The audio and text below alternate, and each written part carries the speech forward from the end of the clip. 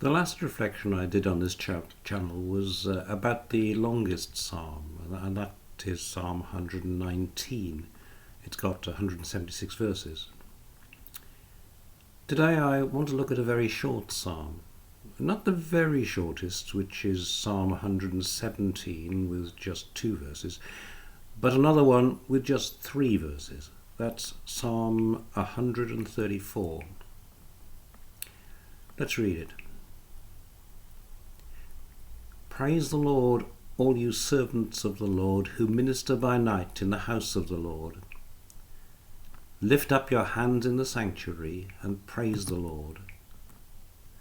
May the Lord bless you from Zion, he who is the maker of heaven and earth. Who's the psalmist talking to? Tells us in the first line. He's talking to the servants of the Lord. All the servants of the Lord? Not really.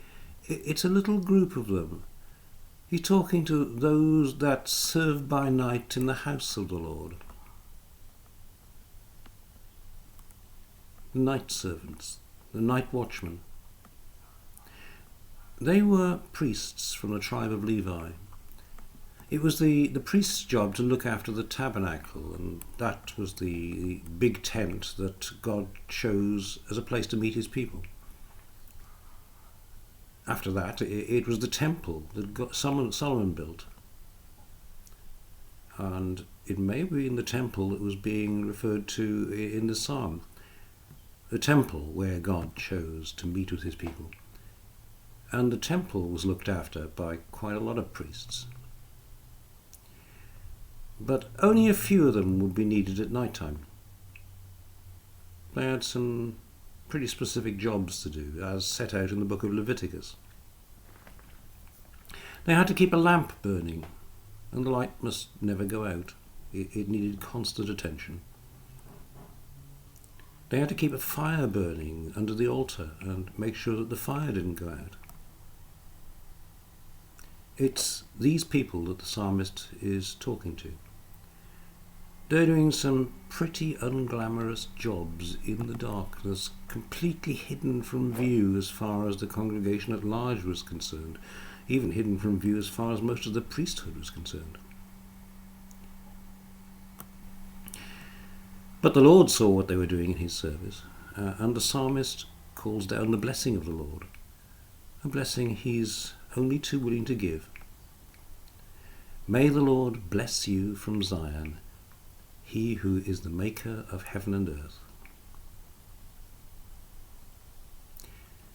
It's like that in most churches.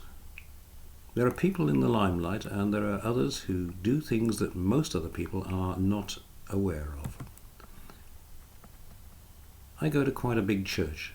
There's no shortage of people who can preach a cracking good sermon. They're very visible. I'm quite visible too when I read the Bible from the lectern. But there's many other people doing a service for the church and doing it out of the limelight, largely unseen. Like Dave, who mends the chairs. The chairs are getting on now and they're starting to wear out. Along comes Dave with his screws, his screwdriver and some angle brackets. I didn't know that Dave's been doing this for the church. I only found out recently by accident. Who arranges the flowers when there's no one around? Who cooks the meals that go in the freezer to be taken to people's homes when they need a meal? Who cleans the brasses? Who looks after the bookstore? Who keeps the kitchen clean? And there are others who can be seen but still have unglamorous jobs, like the tech team at the back of the church and those who serve coffee after a service.